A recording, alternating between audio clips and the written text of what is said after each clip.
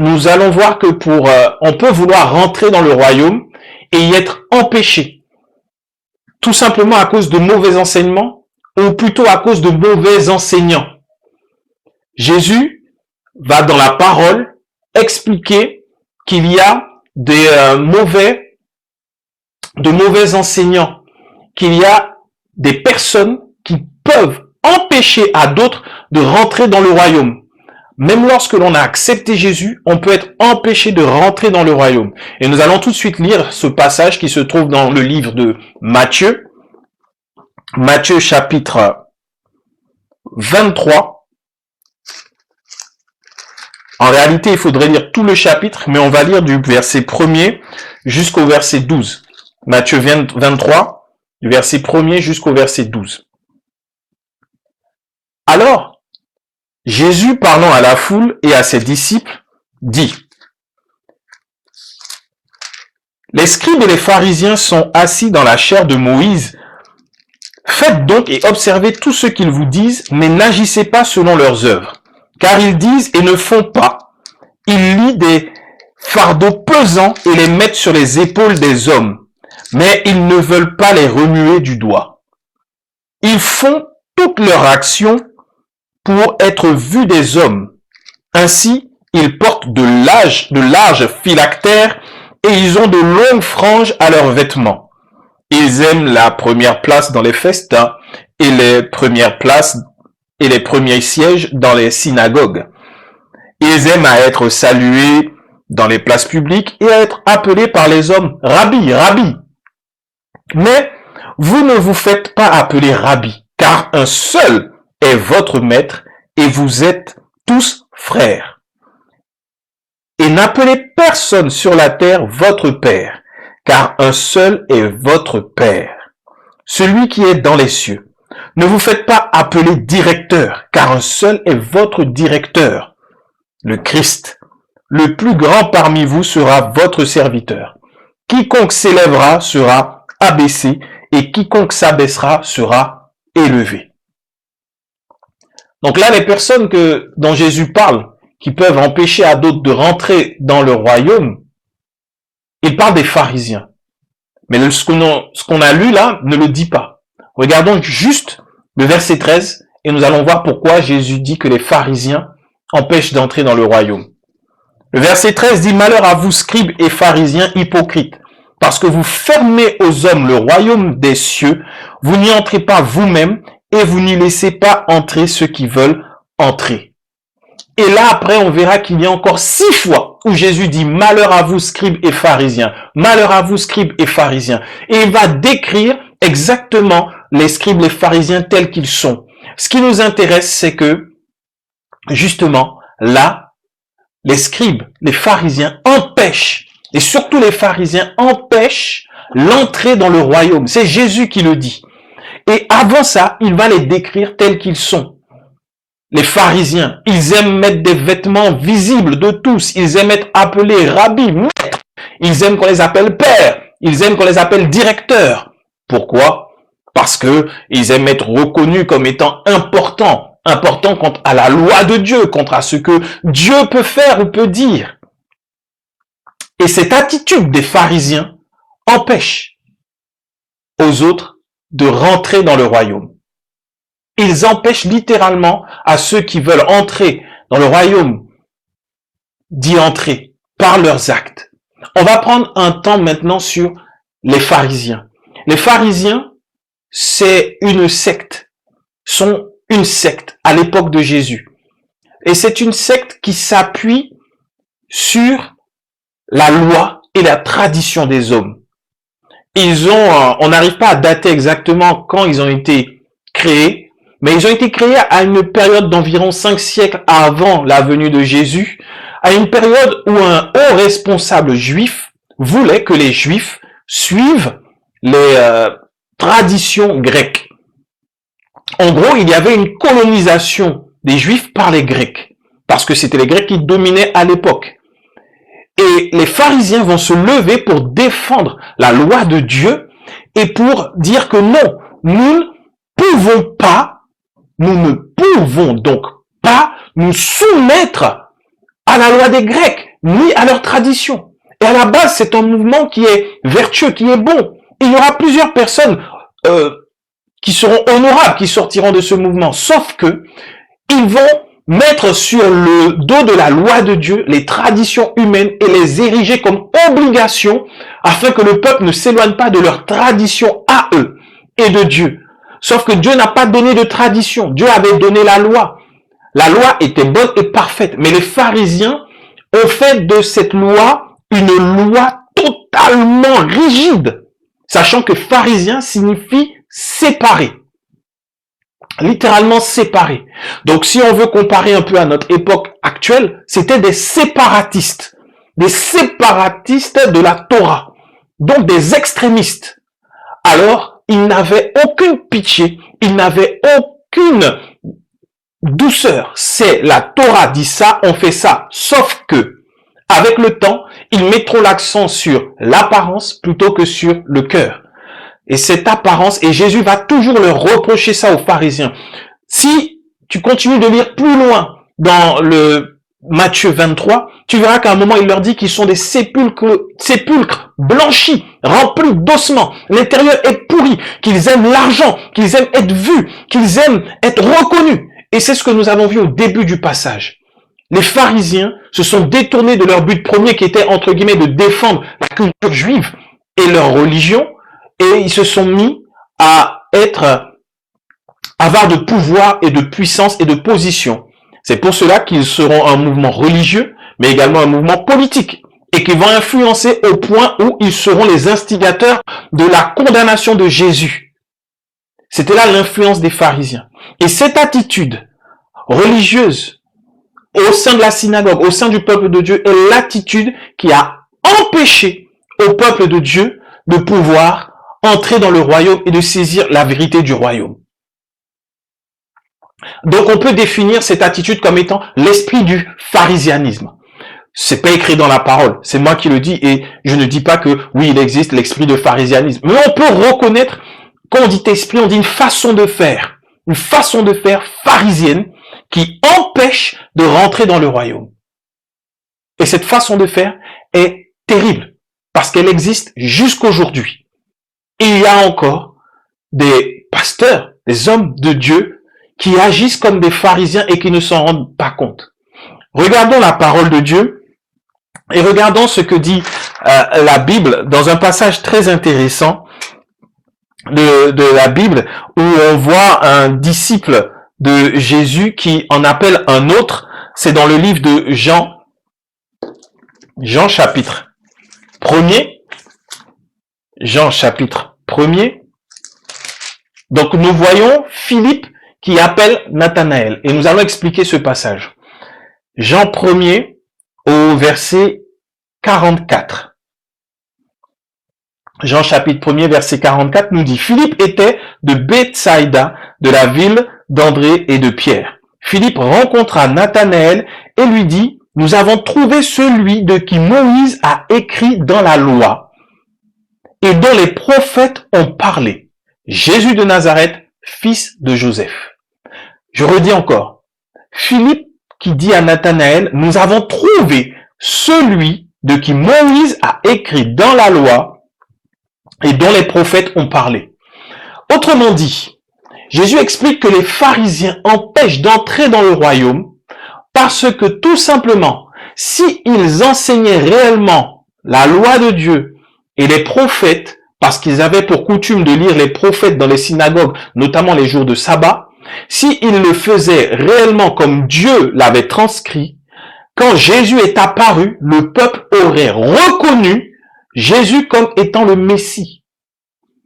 Mais ils ne l'ont pas reconnu comme tel à cause de la tradition et des obligations, de la rigidité, de l'hypocrisie des pharisiens qui étaient plus attachés aux préceptes, au faire qu'à dire la vérité. S'ils avaient juste annoncé la Torah telle quelle, s'ils avaient annoncé aujourd'hui telle quelle, s'ils avaient annoncé à l'époque de Jésus telle quelle la parole, alors le peuple aurait reconnu Jésus parce que Ésaïe, qui est prophète, avaient prophétisé en Ésaïe 53 que Jésus-Christ allait venir et ils allaient le reconnaître. Plusieurs prophètes, David, plusieurs ont annoncé Jésus et les signes auxquels on le reconnaîtrait. Et plusieurs fois dans l'évangile, il est écrit, Jésus a fait cela afin que la parole soit accomplie, afin que la parole dite par le prophète soit accomplie. Lorsqu'on lit une version littérale, on voit afin que ce qu'avait dit le prophète soit accompli.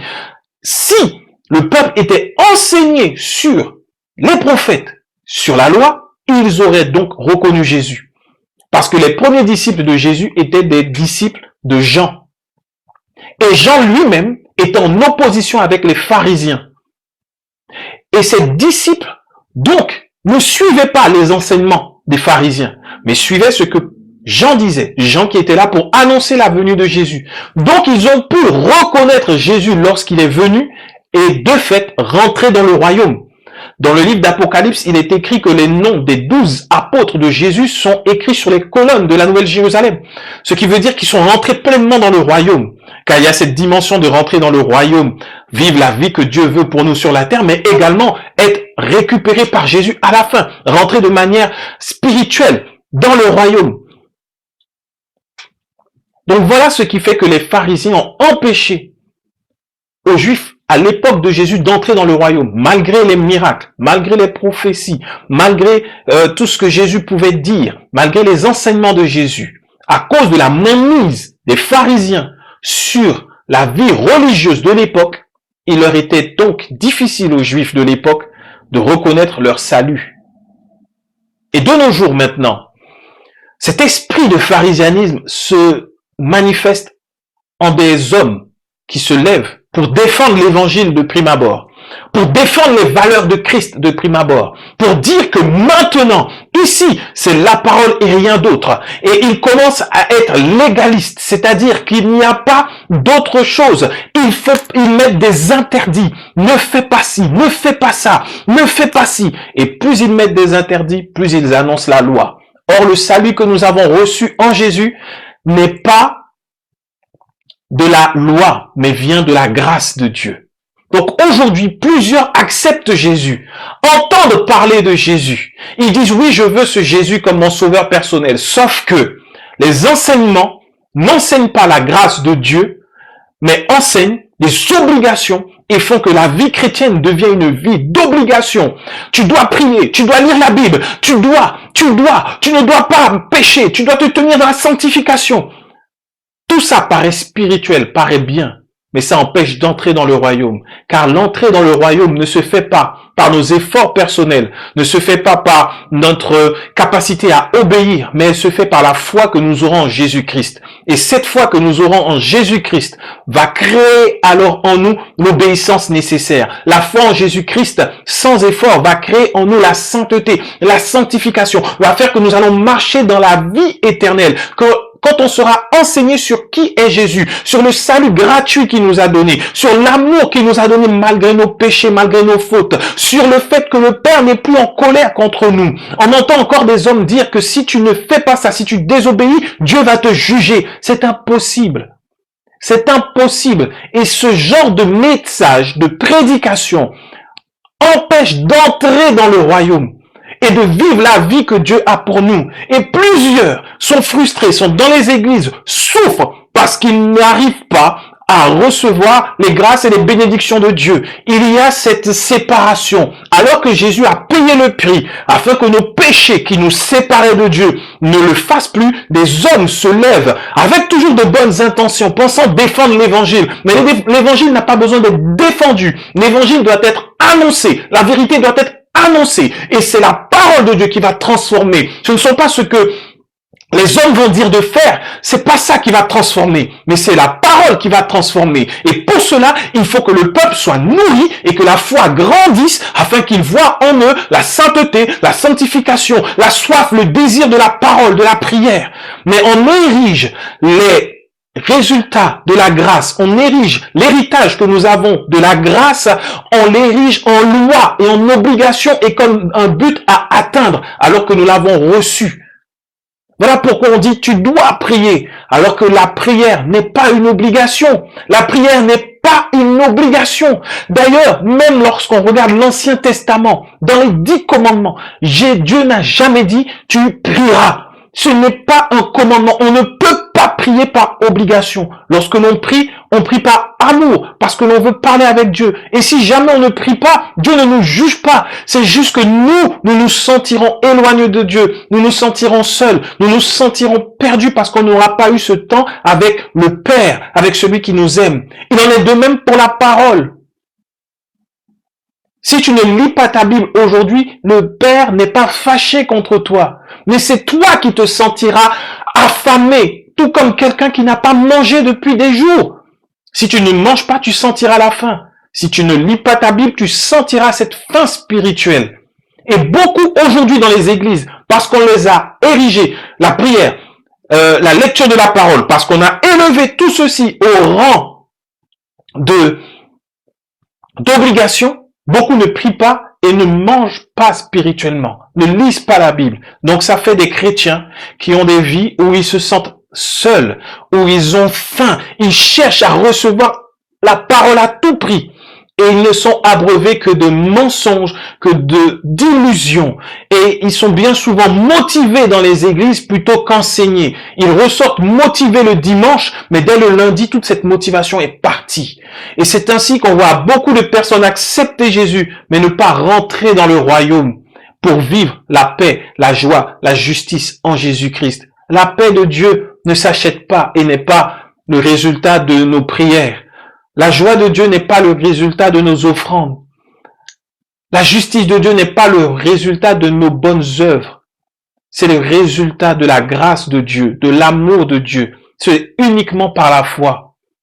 Alors de nos jours, si tu es dans ce cas-là, tu as accepté Jésus, mais tu te retrouves dans un cas où tu te sens assoiffé, tu te sens affamé de parole et la parole que tu entends ne te rassasie pas, mais vient comme une espèce d'opium qui te détend un moment, mais une fois que c'est fini, tu te sens seul. C'est peut-être qu'il y a une façon de faire qui t'empêche d'entrer dans le royaume. Nous n'accusons personne, car les pharisiens ont commencé par vouloir défendre les valeurs de Dieu.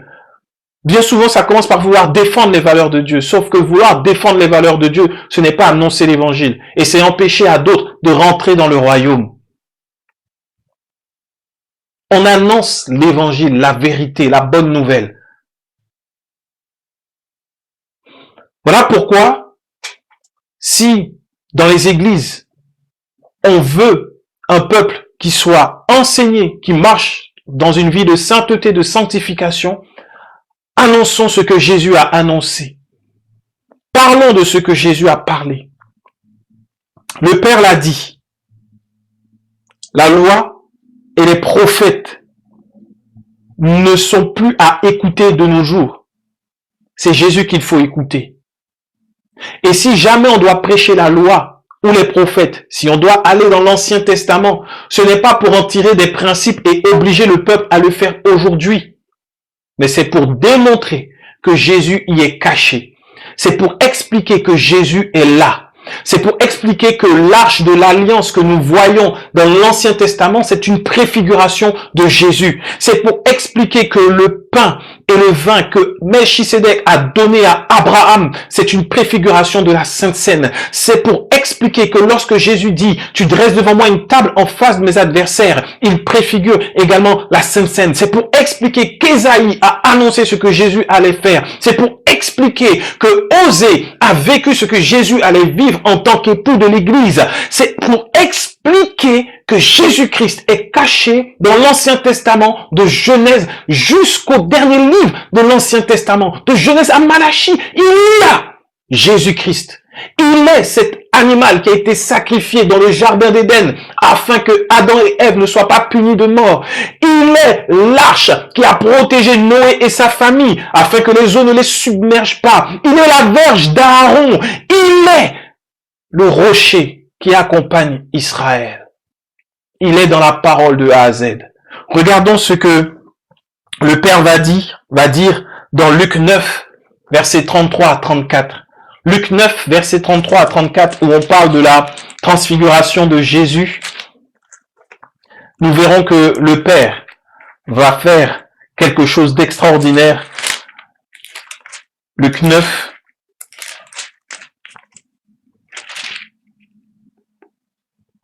le verset 33, il dit, au moment où ces hommes se séparaient de Jésus, Pierre lui dit, Maître, il est bon que nous soyons ici. Dressons 3 tentes, une pour toi, une pour Moïse et une pour Élie. C'étaient les hommes qui étaient venus rencontrer Jésus sur cette montagne. Ils ne savaient pas ce qu'il disait en parlant de Pierre. Comme il parlait ainsi, une nuée vint les couvrir, et les disciples furent saisis de frayeur en les voyant entrer dans la nuée. Et de la nuée sortit une voix qui dit, « Celui-ci est mon fils élu, écoutez-le. » Quand la voix se fit entendre, Jésus se trouva seul. Les disciples gardèrent le silence et ils ne racontèrent à personne en ce temps-là rien de ce qu'ils avaient vu. Sur cette montagne, Jésus est réuni et il y a Moïse qui représente la loi, Élie qui représente les prophètes. Ce ne sont pas des morts parce que aucun d'eux n'est mort physiquement. On n'a pas vu quand Moïse a été enterré ni Élie. Élie a été récupéré par des chars de feu. Dieu ne fait pas que nous parlions avec des morts. Fin de la parenthèse. Donc Moïse, Élie, Jésus au milieu, ils sont en train de s'entretenir. Moïse voit enfin l'accomplissement de la loi, Élie voit l'accomplissement des promesses en Jésus-Christ. Il le voit. Et donc là, les disciples, Pierre dit, waouh, il y a Moïse, il y a Élie. Mettons-nous dans l'esprit d'un juif de l'époque. Moïse, il est celui par qui Dieu a parlé, a fait les miracles, la loi a été donnée. Élie, il est celui qui a été enlevé par le char de feu. Donc ce sont des hommes considérés, respectés, honorés dans la religion juive. Et il va dire, Seigneur, viens, il est bon de rester là. Laisse-moi construire une tente pour Moïse, une tente pour Élie. Et à ce moment-là, une nuée va venir. Et le Père va parler. Dieu lui-même va parler. Il va dire, celui-ci, en parlant de Jésus, est mon fils élu. Écoutez-le. Autrement dit, la loi représentée par Moïse, les prophètes représentés par Élie, n'ont plus de valeur devant le fils élu qui doit être écouté. Voilà pourquoi il est écrit que la foi vient de ce que l'on entend, et ce que l'on entend, vient de la parole de Christ. Si nous voulons entrer pleinement dans le royaume, nous devons être nourris par la parole de Christ. On ne peut pas être nourri par la loi et dire qu'on va rentrer dans le royaume, ni par les exploits des prophètes et dire qu'on va rentrer dans le royaume. Non. Pour entrer pleinement dans le royaume, dans cette vie éternelle, dans le fait de connaître Christ, de connaître le Père, c'est en étant enseigné sur qui est Jésus-Christ et sur ce qu'il a dit.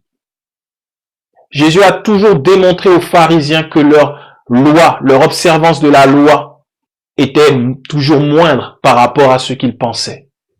C'est pour cela que Jésus va leur dire hypocrite. Aujourd'hui, on voit ce pharisianisme. Les hommes les hommes de Dieu aiment être bien habillés. On les distingue de loin. Lorsqu'on va dans une église, on sait tout de suite qui est le pasteur. On voit tout de suite qui est responsable. Un siège particulier, une tenue particulière. Lorsqu'il y a des banquets, des fêtes, tout comme Jésus l'a dit dans Matthieu 23.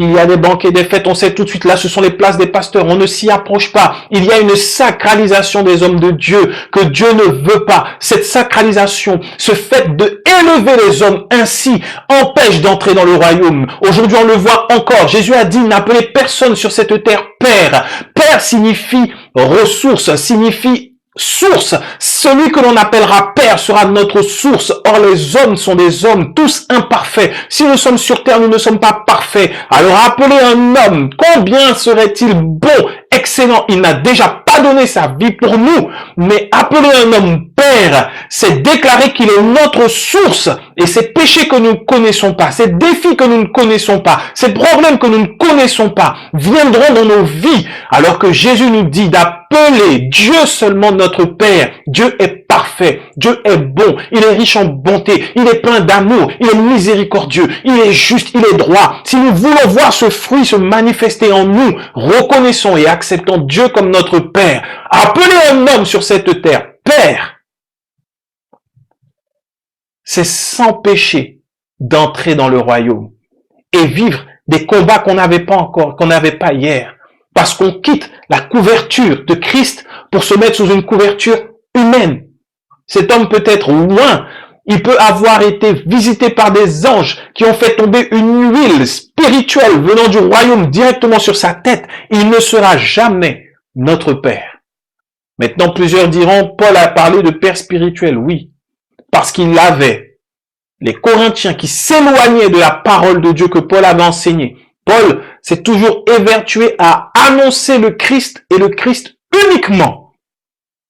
Et ces hommes, ces femmes ont commencé avec Christ et se sont laissés détourner. Voilà pourquoi il leur dira, combien même vous auriez plusieurs maîtres dans ce monde, vous n'avez qu'un seul Père spirituel pour dire, c'est moi qui vous ai enseigné la vérité, ne vous en éloignez pas. Paul n'a jamais dit, honorez-moi en tant que Père, respectez-moi en tant que Père, je suis la source de votre bénédiction. Paul ne l'a jamais dit. Paul parle de Père parce qu'il les considérait comme ses enfants. Il y a un livre dans la Bible, l'Épître à Philémon, où Paul se positionne malgré l'erreur de Philémon qui était esclave, qui a fui son maître pour suivre Paul. Paul va demander dans l'Épître de Philémon, qui se trouve dans la Bible, par la grâce de Dieu, il va demander au maître de Philémon d'être juste envers lui et d'agir avec beaucoup de douceur envers Philémon et de ne pas le punir.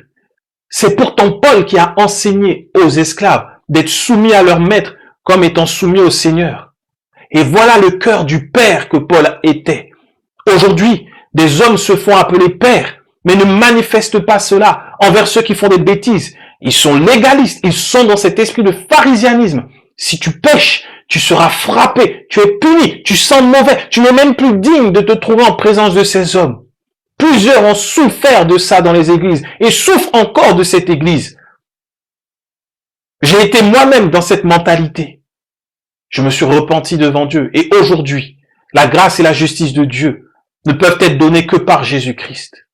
Et pour vivre réellement la paix, la joie, la justice qu'il y a en Dieu, il nous faut reconnaître Dieu seul comme étant notre Père, car naître de nouveau et entrer dans le royaume signifie que toute attache humaine sont finies, terminées. Nous ne sommes plus nés de la chair et du sang, mais nous sommes nés d'esprit, de Dieu. Et donc, notre Père seulement, c'est le Père céleste. Et Jésus-Christ est ce chemin d'accès au Père.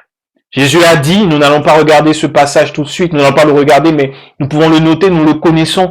Jésus a dit dans Jean 14 au verset 6, « Je suis le chemin, la vérité et la vie. Nul ne vient au Père que par moi. » C'est très clair.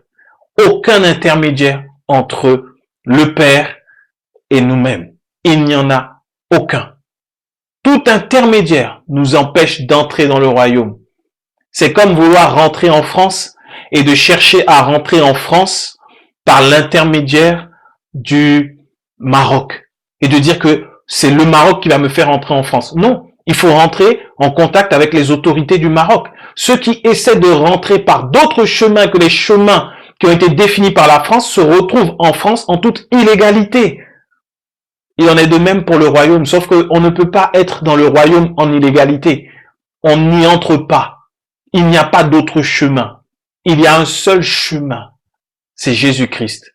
Un seul intermédiaire, Jésus-Christ. Un seul qui a payé le prix, Jésus-Christ. Un seul par qui nous sommes bénis de toutes les bénédictions, et ça nous l'avons vu durant la semaine de Pâques, c'est Jésus-Christ. Vraiment. On peut naître de nouveau, accepter Jésus, voir le royaume, c'est-à-dire reconnaître que ça c'est de Dieu, ça c'est pas de Dieu, et ne pas vivre le royaume, ne pas y entrer à cause de mauvais enseignements, de mauvais enseignants. Le but n'était pas de dénoncer les hommes, mais de pouvoir éclairer ceux qui encore luttent avec le péché, la sainteté, la sanctification, l'amour, le pardon. Ces choses doivent couler en nous par le Saint-Esprit, sans effort, dès lors que nous sommes sur le chemin, la vérité et la vie. Jésus a dit que le Saint-Esprit nous conduira selon toute la vérité. Il nous conduira. Donc voilà ce qui peut empêcher de rentrer dans le royaume. Pour résumer, on ne rentre pas dans le royaume par nos efforts personnels ou par la soumission aveugle, totale et entière aux autorités. On y entre par la foi en Jésus-Christ seul. Précision, la soumission aux autorités est biblique, mais pas l'absolue soumission où on oublie nos vies pour ces autorités. Jamais. Nous sommes soumis aux autorités avec respect, comme Christ le demande. Mais ils ne sont pas nos pères. Ils ne sont pas nos pères. Ils sont des dons pour l'Église, pour que nous soyons enseignés sur le Père. Sur le Père. Et si on veut dire que quelqu'un est un père spirituel, reconnaissons juste qu'il nous a enseigné Jésus-Christ et que c'est Jésus-Christ que nous voulons garder et non pas les us et coutumes de cet homme. Car Jésus-Christ est indémodable. Il n'y a aucune coutume avec lui. Christ est là pour nous, tout simplement.